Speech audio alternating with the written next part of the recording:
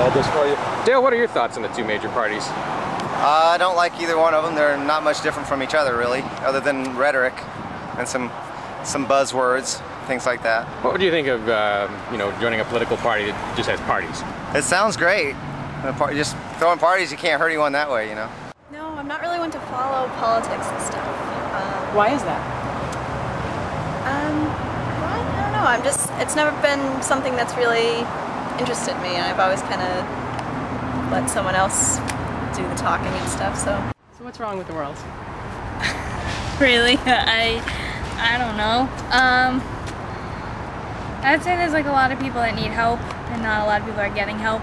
You know, like I do a lot with the Warmth in the Yard here, and there's a lot of homeless people that really need stuff, and our community just doesn't do a lot to help them. So I guess helping them out would be better.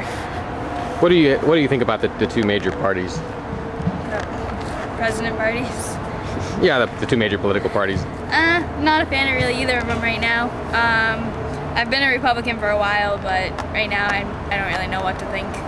There's a lot of economic problems, and money is just not there, so they need to work with that. That our president is taking American tax dollars and throwing it down the black hole that is the Greek economy. Their economy is their problem, and it's not the American citizens' problem. And why are my tax dollars going there?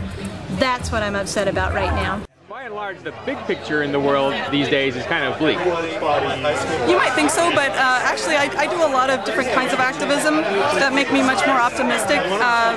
Right now I'm here at Porcfest with the Free Aid crew that's offering voluntary first aid services. I own a defibrillator, so I contributed that to the team, and I also help them out with some administrative organization stuff.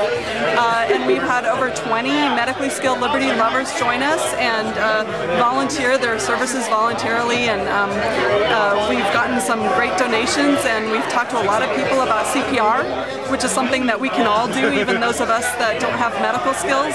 I'm inspired all the time. Whenever I come to Porcfest, I always love it. I always see some new business I hadn't thought of, or some new cool person doing something like the Agorist Alchemist, for example. He brought a bunch of copper rounds here, and he's trading them back without any spread, so that all the merchants are very inclined to take them, and just really, I see a lot of collaboration going on and a lot of good community building. One of the things that's fundamental to corporations is the profit motive, right? If we don't have purchasing power to buy their products, their bottom line goes down, right? So to set up systems whereby you see things from the other person's point of view, expressing your own needs, finding out what the other's needs are, and where's the common bond that actually, in working together, our lives are mutually enriched in the process. Yeah, we're starting to get to that point, because I know I've run into government people who have told me whether, you know, I'm over at site number such and such, you know. It's like there are folks that have heard about us in New Hampshire, work for government institutions in New Hampshire.